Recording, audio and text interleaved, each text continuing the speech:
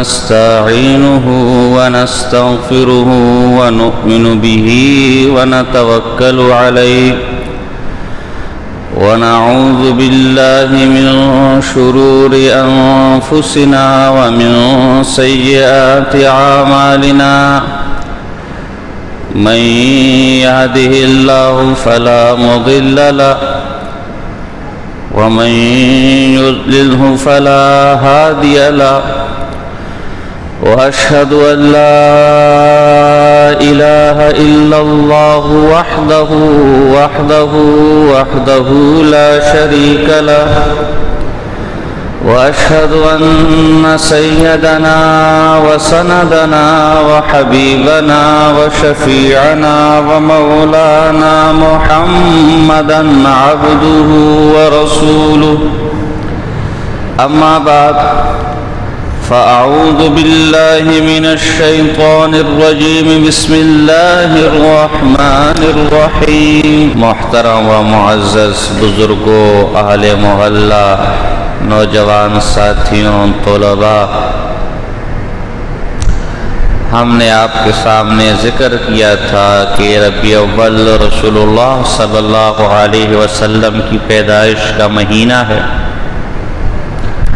اور اس مہینے کی برکتوں سے اور اس مہینے کی مناسبت سے اور اس مہینے کے حوالے سے ہمیں جب جب موقع ملے گا ہم رسول اللہ صلی اللہ علیہ وسلم کی سیرت کو بیان کریں گے، آپ کے فضائل و مناقب، اخلاق حمیدہ اور صفات محمودہ کو بیان کریں گے، تاکہ ہمارے اندر ان صفات کو حاصل کرنے کی، ان پر چلنے کا جذبہ ہمارے اندر پیدا ہو۔ ہم نے پچھلے جمعہ میں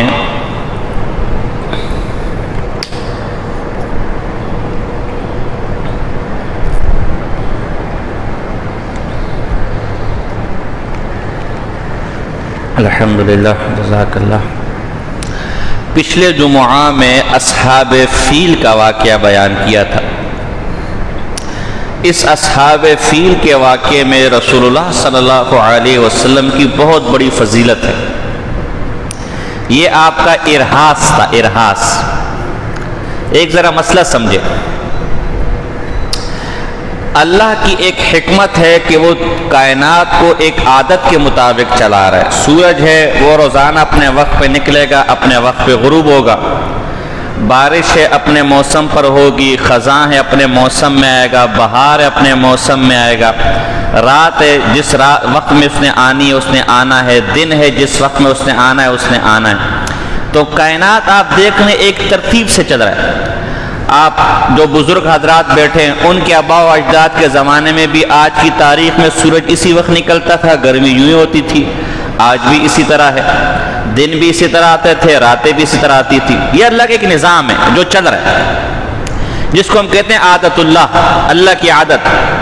اللہ کا نظام ہے کہ شادی ہوگی تو بچے ہوں گے، عورت اور مرد کا تعلق قائم ہوگا تو بچے ہوں گے۔ اللہ کا نظام ہے کہ کھائے گا تو پیٹ بھرے گا، پیے گا تو پیاس بجھے گا۔ یہ اللہ کا نظام ہے۔ بعض اوقات اللہ اپنے محبوبوں کی صداقت دل میں بٹھانے کے لیے اس نظام کو توڑتا ہے، اس نظام کے خلاف کوئی کام، کوئی فعل صادر کرتا ہے۔ مثلا پہلے ایک مثال سے سمجھے۔ ایک بادشاہ ہے، بہت بڑا بادشاہ ہے، کئی ملکوں کا بادشاہ ہے۔ اب بادشاہ اپنے کسی وزیر یا کسی آدمی کے کہنے پر نہ اپنے تخت سے اتر سکتا ہے نہ چڑھ سکتا ہے، اگر اس کا تخت شاہی ہے۔ وہ بادشاہ ہے، اس کا کام آرڈر دینا ہے، لوگوں کا آرڈر قبول کرنا نہیں ہوتا۔ اب بادشاہ ایک اپنے وزیر کو کہتے کہ یہ میرا پیغام ہے، اس کا اعلان کر دے، یا ایک عام آدمی کو کہتے کہ یہ میری بات ہے تو اس کا اعلان کر دے۔ اب وہ وزیر بادشاہ سے درخواست کرتے ہیں، بادشاہ سلامت، میں تو آپ کا پیغام لوگوں تک پہنچا دوں گا، میں تو آپ کی بات لوگوں تک پہنچا دوں گا، لیکن پتہ نہیں لوگ مجھے آپ کا نمائندہ مانے یا نہ مانے۔ پتہ نہیں یہ جو شاہی دربار میں لوگ بیٹھے ہوئے ہیں، یہ پتہ نہیں مجھے آپ کا نمائندہ مانے یا نہ مانے۔ لہذا ان کے دلوں میں یقین بٹھانے کے لیے آپ ایک کام کریں، میری گزارش ہے کہ آپ ذرا میرے کہنے پر تخت سے نیچے اتر آئیں اور جب میں آپ کو کہوں تو آپ دوبارہ تخت کے اوپر جا کر بیٹھ جائیں۔ اب وہ وزیر جب بادشاہ سے کہتا ہے بادشاہ سلامت نیچے اتر آئیے، بادشاہ نیچے اتر آتا ہے، اور جب وہ کہتے ہیں بادشاہ سلامت اوپر بیٹھ جائیے تو بادشاہ سلامت اوپر بیٹھ جاتا ہے۔ اب بادشاہ کی یہ شان نہیں ہے کہ کسی وزیر کے کہنے پر تخت سے اترے، کسی وزیر کے کہنے پر تخت سے چڑھے، لیکن اس وزیر کی صداقت لوگوں کے دلوں میں بٹھانے کے لیے بادشاہ اپنی عادت، اپنے مزاج کے خلاف یہ کام کر رہا ہے تاکہ لوگوں کے دلوں میں یہ یقین پیوستہ ہو جائے کہ میں یہ جو بندہ ہے یہ میرا ہی بندہ ہے، یہ میری بات کر رہا ہے۔ اسی طرح بعض اوقات اللہ اپنے محبوبوں کی صداقت لوگوں کے دلوں میں بٹھانے کے لیے ان کی فرمائش پر، ان کے کہنے پر خلاف عادت کوئی کام کر دیتا ہے۔ اللہ کی عادت تو یہ ہے کہ سورج کے چاند 2 ٹکڑے نہیں ہوگا، لیکن محبوب کے اشارے پر 2 ٹکڑے ہو جائے، خلاف عادت ہو جائے، یہ اس محبوب کی صداقت لوگوں کے دلوں میں بٹھانی ہے۔ اللہ کی عادت یہ ہے کہ جو پانی پر چلے گا وہ ڈوبے گا، لیکن بعض اوقات پانی پر چل رہا ڈوب نہیں رہا، اللہ نے اس بندے کی صداقت لوگوں کے دلوں میں بٹھانی ہے۔ تو اس کو اگر یہ نبی سے صادر ہو ایسا خلاف عادت کام، یہ خلاف عادت جو کام ہوتا ہے بھی اللہ کا ہوتا ہے، محض اس نبی، اس بزرگ، اس اللہ کے محبوب کے ہاتھ پر یہ صادر ہوتا ہے۔ جیسے آپ قلم سے کوئی چیز لکھ رہے، اب دیکھنے والا تو یہ دیکھتے کہ قلم لکھ رہا ہے، ایسا ہی ہے کہ نہیں، لیکن پیچھے ہاتھ چل رہا ہے، وہ ہاتھ کے ذریعے وہ قلم لکھ رہا ہے۔ قلم کا کوئی کمال نہیں ہے، ہاتھ رک جائے قلم وہی رک جائے گا۔ اسی طرح نظر تو یہ آ رہا ہے کہ یہ چاند 2 ٹکڑے اس کے ذریعے ہو رہے، پانی پر یہ چل رہا ہے، اس کے حکم سے کسی کی بے اولاد کی اولاد ہو گئی، اس کے حکم سے کوئی زندہ کوئی مردہ زندہ ہو گیا، اس کے حکم سے کوئی بیمار ٹھیک ہو گیا۔ نظر تو یہ آ رہا ہے کہ یہ سب کچھ کر رہا ہے، لیکن اس کی قدرت وہ اللہ کی قدرت ہے، اللہ کا فعل ہے جو اس کے ہاتھ پر صادر ہوا۔ نظر تو یہ آ رہا ہے کہ بادل بارش برسا رہے، لیکن بارش برسانے والا کون ہے؟ اللہ کی ذات ہے۔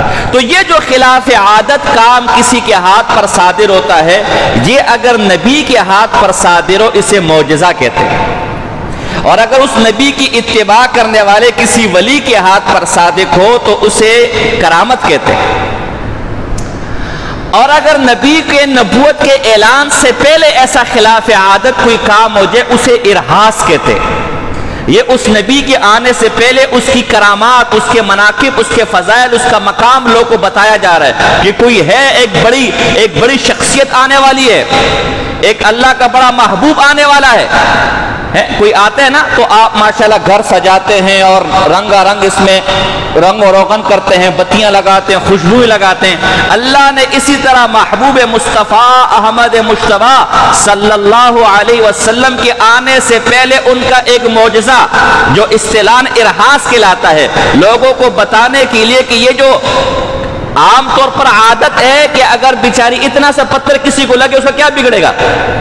کوئی چھوٹا سا پرندہ اگر اتنا سا پتھر لا کر کسی کو مار دے کسی کا کچھ بگڑے گا، لیکن اس پتھر سے اگلا جل کے بھسم ہو رہا ہے، یہ خلاف عادت کام ہے۔ اللہ یہ مخلوق کو بتانا چاہ رہے کہ آنے والا ہے، کوئی شان والا آنے والا ہے، جس کے لیے اللہ نے اپنا نظام بدل دیا، اپنی عادت بدل دی کہ ایک چھوٹا سا پتھر جو کسی کا کچھ نہیں بگاڑ سکتا اس نے ہاتھیوں کی فوج کو جلا کر بھسم کر دیا۔ یہ واقعہ فیل رسول اللہ صلی اللہ علیہ وسلم کی عظمتوں کی علامت ہے، عظمتوں کا پاسبان ہے، عظمتوں کی نشانی ہے کہ جس کے آنے سے پہلے ہی اللہ نے کفر کو نیست و نابود کر دیا، کفر کو جلا کر بھسم کر دیا۔ وہ کفر جو رعب اور دبدبے کے ساتھ، جو تکبر کے ساتھ، جو بیت اللہ کو ڈھانے کے لیے آیا تھا، اس نبی کا کمال یہ ہے، اس نبی کا معجزہ یہ ہے، اس نبی کا مقام و مرتبہ یہ ہے کہ اس کے آنے سے پہلے اللہ نے کفر کے تکبر کو خاک میں ملا دیا، اور اس کے آنے کے بعد بھی کفر کے سارے ایوان، جس طرح یہ اصحاب الفیل کے اندر ابرہا کی فوج جل کر بسم ہو گئی، خاکستر ہو گئی، ریزہ ریزہ ہو گئی، ذرہ ذرہ ہو گئی، اس طرح اس نبی کے آنے کے بعد کفر کے ایوان ایسے ریزہ ریزہ ہو جائیں گے۔ یہ نبی کا مقام ہے، ان کی فضیلت ہے یہ واقعہ۔ تو ہم نے کہا تھا کہ اس واقعے کے 50 یا 55 دن بعد رسول اللہ صلی اللہ علیہ وسلم کی ولادت ہوئی، اور ولادت کے وقت بھی عجیب و غریب کمالات، عجیب و غریب حالات. اس سے آپ اندازہ لگائے کہ نبی کا مقام کیا ہے، نبی کا مرتبہ کیا ہے. حضرت عثمان ابن ابی العاص رضی اللہ تعالیٰ عنہ کی والدہ فاطمہ بنت عبداللہ رضی اللہ تعالیٰ فرماتی ہے کہ جب آمنہ کے گھر میں آمنہ کا لال، کائنات کا سردار محمد مجتبی احمد مصطفیٰ صلی اللہ علیہ وسلم کی پیدائش ہوئی تو میں دیکھ رہی ہوں کہ اس رات ستاروں کی ایسی کیفیت تھی گویا ستارے نیچے جھک کر ہمارے گھر میں آ جائیں گے. جس گھر میں آمنہ کا لال پیدا ہو رہا تھا ایسا محسوس ہو رہا تھا یہ ستارے اتر کر اس گھر کے اندر آ جائیں گے. اور مستدرک حاکم کی روایت ہے ہمارے پاس موجود ہے، اور مستد امام احمد بن حنبل رحمہ اللہ کے اندر بھی یہ روایت موجود ہے کہ جس دن رسول اللہ صلی اللہ علیہ وسلم کی ولادت ہوئی اس رات بی بی آمنہ نے دیکھا کہ شام اور بصرہ کے محلات روشن ہو گئے. یہاں سے بیٹھ کر، مکہ سے بیٹھ کر آپ نے شام اور بصرہ کے محلات روشن ہوتے ہوئے دیکھے. یہ اشارہ تھا کہ آئے آمنہ تیرے گود میں ہم کائنات کا وہ سردار لا رہے ہیں، تیرے آنگن میں کائنات کا وہ سردار آ رہا ہے جس کی حکومت شام اور بصرہ تک ہوگی، جس کے نام کے جھنڈے اور جس کے نام کے نعرے اور جس کی شریعت مکہ سے نکل کر دنیا کے ایک کونے سے دوسرے کونے تک پھیل جائے گی.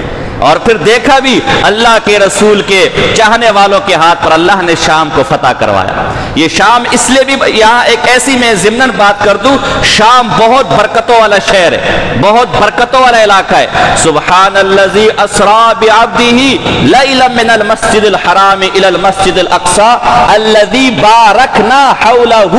یہ آج کا شام نہیں ہے، پہلا والا شام بڑا تھا، عراق تک اس کی سرحدیں تھی. تو اس زمانے میں مسجد اقصی یہ شام کے علاقے میں تھا.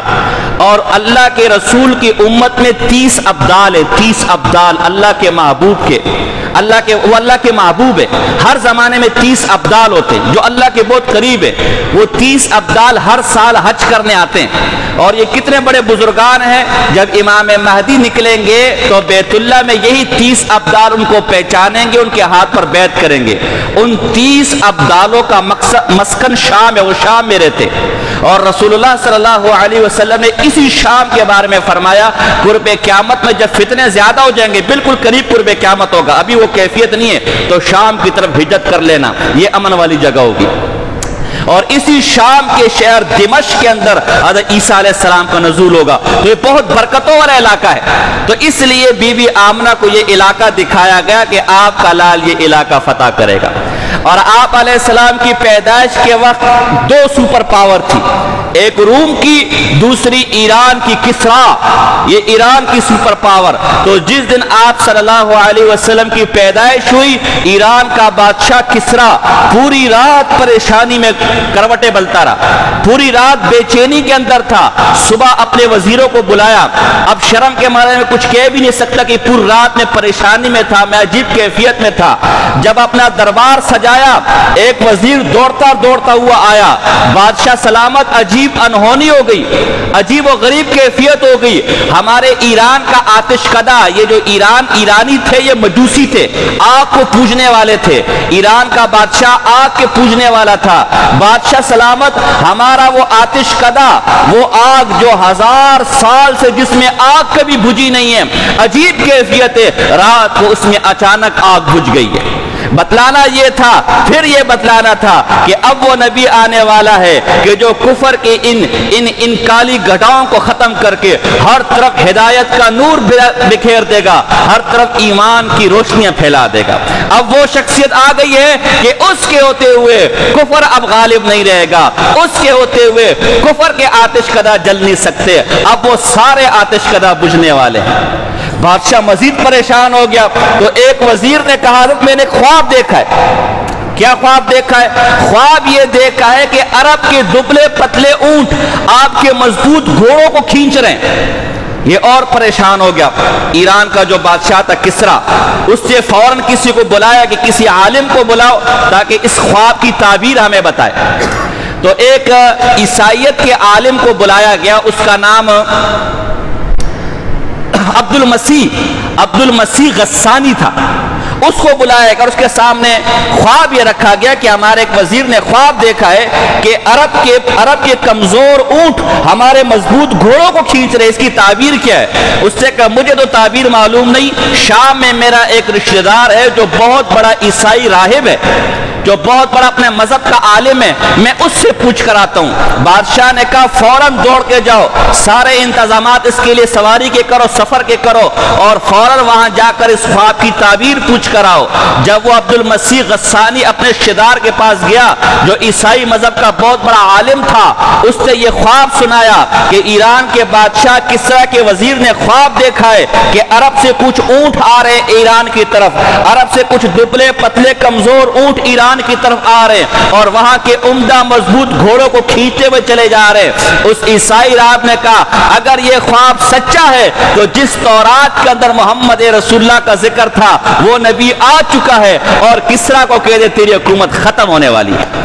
اگر اس پر ایمان نہ لے کر آیا تو ذلیل اور رسوا ہو کر تیری حکومت ختم ہوگی۔ یہ عیسائی راہب جا کر جب اس نے کسرا کو کہا تو اس نے تکبر میں آ کر کہا میری 14 سلطنتیں ہیں، میری سلطنت میں سورج غروب نہیں ہوتا، میں وقت کا سپر پاور ہوں، عرب کے بدھوں کی کیا جرت ہے کہ میری حکومت کی طرف میلی آنکھ اٹھا کر بھی دیکھ لے، ان کی کیا اوقات ہے کہ میری حکومت ختم کر سکے۔ لیکن اللہ نے اس تکبر کا یہ صلہ دیا کہ حضور علیہ السلام کی زندگی میں ایران کی 10 سلطنت ختم ہو گئی، ریزہ ریزہ ہو گئی، اور بقایا 4 سلطنتیں عثمان غنی رضی اللہ تعالیٰ کی دور حکومت میں فتح ہوگی، اور پورا ایران جہاں کل تک کسرا یہ تکبر سے کہتا تھا عرب کے بدھوں کی کیا جرت ہے کہ وہ میری حکومت کی طرف میلی آنکھ اٹھا کر دیکھے، ابھی اسی ایران پر حضرت عثمان غنی رضی اللہ تعالیٰ عنہ کی امارت میں خلافت میں اسلام کا جھنڈا لہرانے لگا۔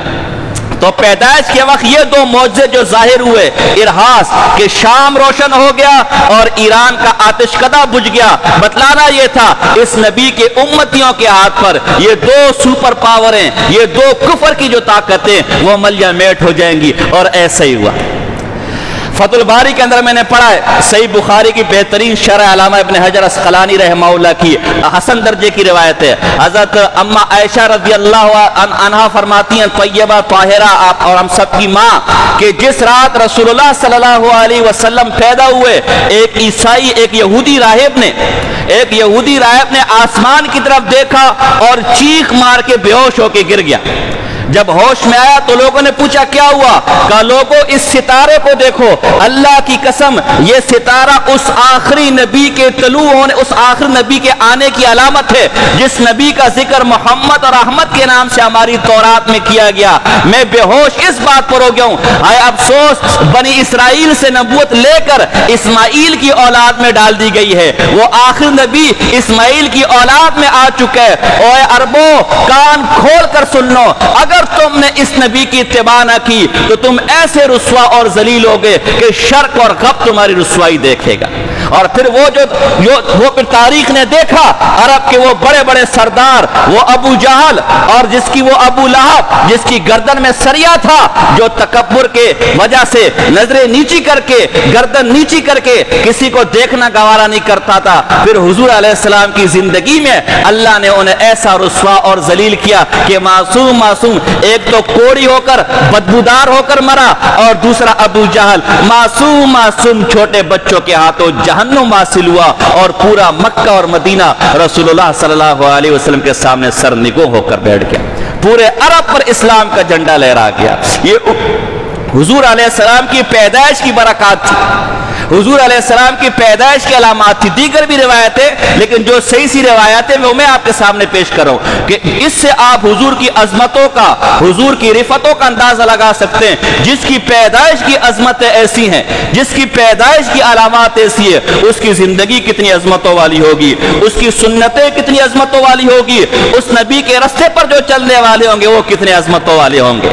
تبھی تو صحابہ کائنات کے سردار بنے، تبھی تو صحابہ عظمتوں والے بنے، वो लोग जिन पर कोई हुकूमत करने को तैयार नहीं था, इस नबी के रास्ते पर चले तो कायनात के सरदार कहलाए। आज भी उन साहबा का नाम लेते हैं, दिल में ठंडक पैदा होती है।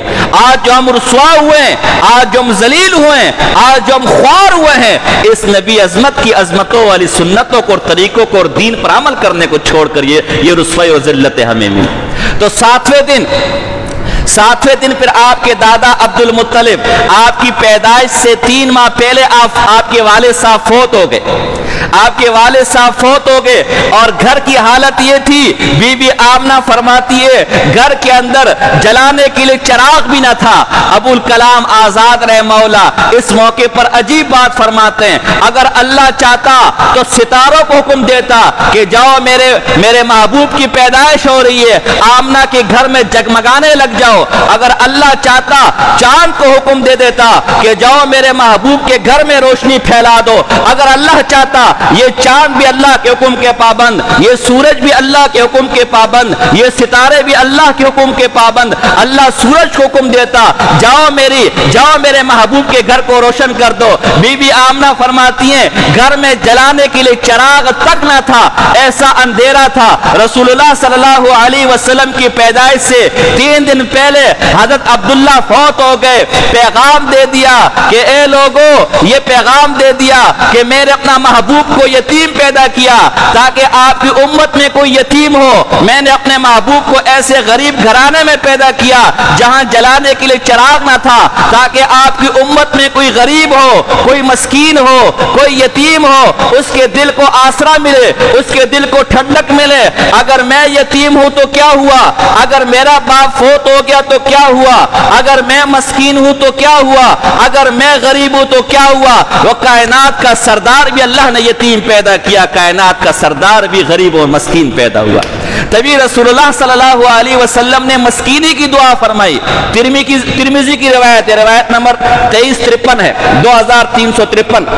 अल्लाहुम्मा हीनी मिस्कीना व अमितनी मिस्कीना, ए अल्लाह मुझे जिंदगी दे तो मस्कीनों वाली गरीबों के अंदर रख, और ए अल्लाह मुझे तू वफात दे, मौत दे तो मिस्कीनों के साथ मौत दे, मिस्कीनी की हालत में मेरा इंतकाल हो। वहशुरनी यौमल क़यामती फी ज़ुमरतिल मसाकीन, ए अल्लाह क़यामत के दिन मुझे मसाकीनों में, गरीबों में उठाना। रसूलुल्लाह सल्लल्लाहु अलैहि वसल्लम ने अम्मा आयशा को फरमाया ये मेरी उम्मत के मस्कीन, ये मेरी उम्मत के गरीब, ये मेरी उम्मत के अमीरों से 40 साल पहले जन्नत में चले जाएंगे।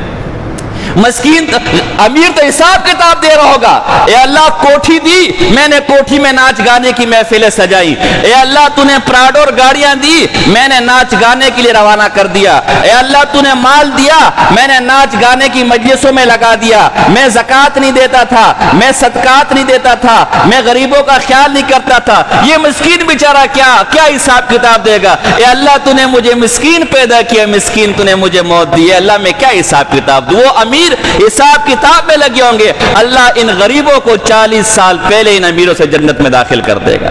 तो रसूलुल्लाह सल्लल्लाहु अलैहि वसल्लम भी यतीम, ताकि यतीमों का अलम यजिद का यतीमन फआवा, अल्लाह ने इस मंजर को पेश किया। ए मेरे महबूब, क्या आप यतीम न थे?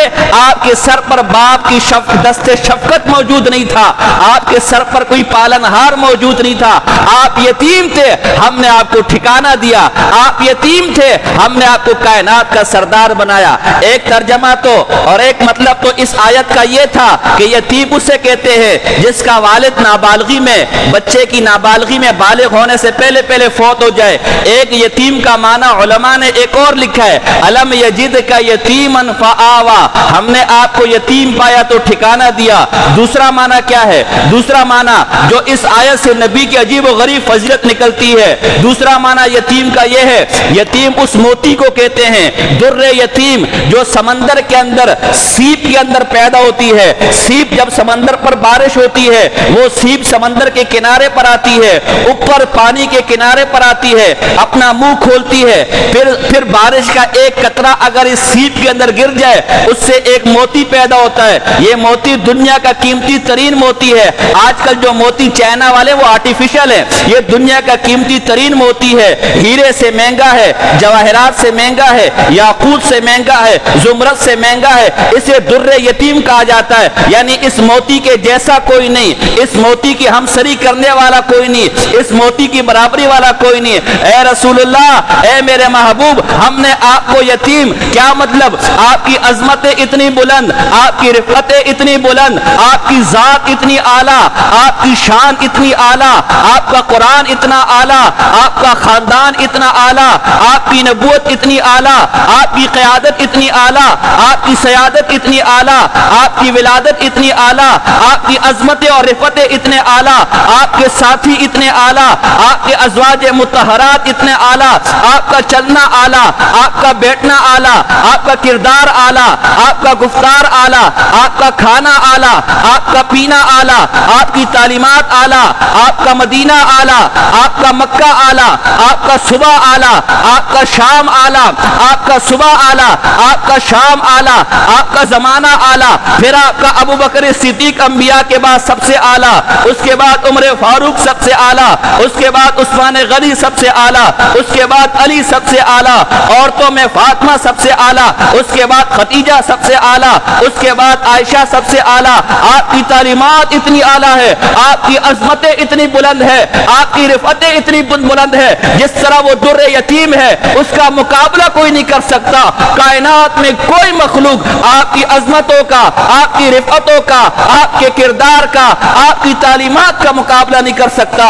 آپ کی تعلیمات جیسی تعلیمات کسی کی نہیں, آپ کے کردار جیسا کردار کسی کا نہیں, آپ کی عظمتوں جیسی عظمتیں کسی کی نہیں, آپ کی شان جیسی شان کسی کی نہیں, آپ کی لائی ہوئی کتاب جیسی کتاب کوئی نہیں, آپ کی لائی ہوئی تعلیمات جیسی تعلیمات کوئی نہیں, آپ کے تیار کردہ صحابہ کی جماعت جیسی جماعت کوئی نہیں. تبھی عاشقوں نے کہا یا صاحب الجمالی یا سید البشر من وجهك المنیر لقد نور القمر لا يمكن ثناء كما كان حقه بعد خدا بزرگ تو ہی قصہ مختصر. اے صاحب جلال و جمال, اے بشر کے سردار, آپ کے نورانی چہرے کو دیکھ کر اللہ کی قسم چاند نورانی ہو جاتا ہے, چاند روشن ہو جاتا ہے. میں آپ کی تعریفات کیسے کروں, آپ کی تعریف کیسے بیان کروں, آپ کی عظمتیں کیسے بیان کروں. قصہ مختصر یہ, اللہ کے بعد اگر کسی کی عظمت ہے, اللہ کے بعد اگر کسی کی رفعت ہے, اللہ کے بعد اگر کسی کا مقام محمد مجتبی احمد مصطفیٰ صلی اللہ علیہ وسلم کا مقام ہے. یہ اتنے یہ عظمت, یہ علم یجد کا یتیمن فآوا, یہ وہ در یتیم. تو 7ویں دن حضرت عبد المطلب نے آپ کا نام محمد رکھا. ایک روایت میں کہ محمد اور ایک روایت میں احمد. نام بھی کتنا پیارا, محمد, جس کی بار بار تعریف کی جائے, جس کا بار بار ذکر کیا جائے. محمد نام رکھنا یہ خود اللہ کی طرف سے آپ کا نام دلوں میں ڈالا گیا. قریش سے پہلے آپ سے پہلے قریش میں کسی کا نام محمد نہیں رکھا گیا. آپ کی پیدائش کے قریب جب تورات میں اور یہودیوں سے بعض عرب لوگوں نے یہ فضائل سنے کہ ایک نبی آنے والا جس کا نام محمد ہے, تو انہوں نے اپنے بچوں کا نام تو رکھا, لیکن کسی نے نبوت کا دعویٰ, یہ آپ کی خاصیت تھی کہ آپ سے پہلے مستقل کسی کا نام محمد. تو جب آپ کے والد نے, آپ کے دادا نے 7ویں دن آپ کا نام محمد رکھا, تو قریش کے لوگ آپ کے پاس آئے, آپ کے دادا کے پاس, عبد المطلب کے پاس, ابو الحارث کے پاس, کہ اے ابو الحارث, یہ محمد نام تو آپ سے پہلے نہ آپ کے دادا نے رکھا ہے, نہ والد نے رکھا ہے, نہ پردادا نے رکھا ہے, قریش میں کسی کا نام بھی محمد نہیں تھا, آپ نے یہ نام کس طرح رکھ لیا؟ فرمایا میں نے یہ نام اس لیے رکھا, اس بچے کے بارے میں مجھے پتہ ہے زمین و آسمان اس کی تعریفیں کر رہے ہیں, زمین و آسمان اس کی حمد و ثنا کر رہے ہیں. کیسے؟ دراصل عبد المطلب نے خواب دیکھا. خواب یہ دیکھا کہ اس سے ایک زنجیر نکل رہی ہے, اس زنجیر کا ایک کنارہ شرق میں اور ایک کنارہ غرب کے اندر ہے, ایک شرق میں اور ایک غرب میں, اور اس زنجیر سے درخت نما پتے نکلے, درخت اور پتے نکلنے لگے, ہرے بڑے پتے. تو اب لوگ اس پتوں سے, اس زنجیر سے چمٹ گئے. کچھ لوگ اس زنجیر کو توڑنے کے لیے آئے, تو ایک خوبصورت سا نوجوان نکلا جو اس زنجیر کو توڑنے کے لیے آ رہے تھے, انہیں اس زنجیر سے دور کیا. اور خواب میں یہ الہام آپ کو ہوا کہ عنقریب آپ کے گھر میں ایک لاڈلا آئے گا, ایک پیارا آئے گا, آسمان اور زمین کی مخلوق اس کی حمد و ثنا بیان کرے گی. اس کو دیکھ کر, اور ایک روایت میں آتا ہے کہ بی بی آمنہ کو بھی الہام ہوا تھا کہ ہم نے تیری گود میں محمد اور احمد ڈال دیا ہے, تو یہ محمد نام اس لیے رکھا گیا. سیرت حلبیہ کے اندر اس محمد نام کی بڑی فضیلتیں ذکر کی گئی ہے.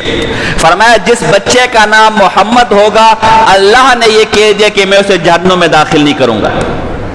اور جس بچے اور اس کے والد کا نام محمد ہوگا، ایک شخص اللہ کے دربار میں حاضر ہوگا اور اللہ اس کو کہے گا جا میں نے تجھے معاف فرما دیا.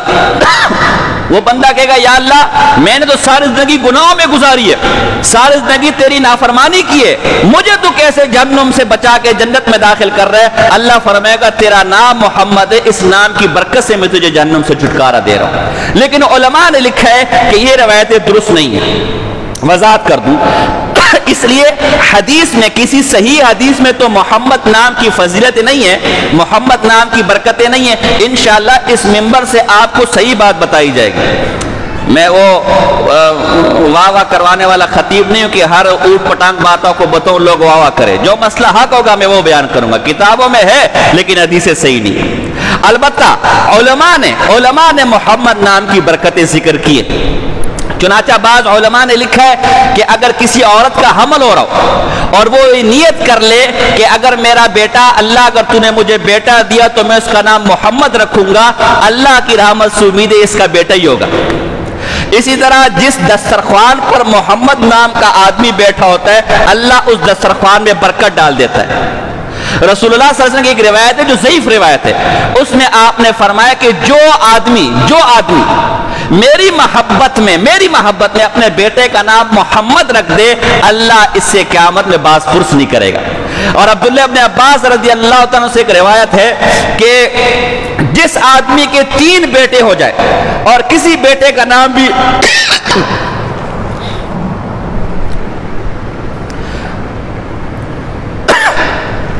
کسی بیٹے کا نام بھی محمد نہ رکھے وہ بڑا محروم القسمت آدمی ہے. تو اس لیے علماء نے اور فرمایا جس مشورے کے اندر محمد نام کا آدمی بیٹھا ہو اللہ اس مشورے میں برکت ڈالتا ہے.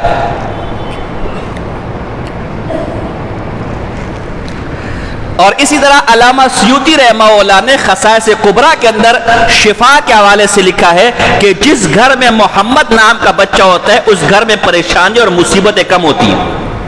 تو اس لیے مستحب یہ کہ آپ نیت کریں کہ انشاءاللہ اللہ جب بیٹا دے گا اس کا نام میں رسول اللہ صلی اللہ علیہ وسلم کی نام کی مناسبت سے محمد رکھوں گا. صرف محمد. ہمارے ہاں مصیبت ہے کہ محمد کے ساتھ اور بھی لگا لیتے ہیں، صرف اور صرف محمد، بس یہ نام رکھوں گا. اور نام رکھنے میں بھی خیال کیا کرے. یا ایک مسئلہ بھی بیان کر دوں، ہمارے ہاں عجیب رواج چل پڑے، عجیب و غریب نام رکھنے، نہ سر نہ پیر. میرے پاس ایک شخص ہے، حضرت میری بیٹی کا نام اسورا کیسے ہے؟ اسورا. میں نے کہا مناسب نام نہیں، اسورا تو کنگن کو کہتے ہیں، اس بنگڑی کو کہتے ہیں، اس کو کیا چوڑی کو کہتے ہیں. اس جگہ قرآن میں آیا ہوا ہے. میں نے کہا قرآن میں جہنمی کی علامت بتائی گئی ہے کہ قیامت میں ان کو جہنم میں آگ کے کنگن پہنائے جائیں گے، تو ایسا نام اپنی بیٹی کا رکھ رہا ہے. قرآن میں تو خنزیر نام بھی آیا ہوا ہے، قرآن میں تو فرعون نام بھی آیا ہوا ہے، تو وہ پھر وہ بھی رکھ برکت کے لیے. بعض کے نام لاریب ہے. لاریب کا معنی کوئی شک نہیں، بے مقصد بے معنی نام ہے. احب الاسماء الی اللہ عبداللہ و عبد الرحمن.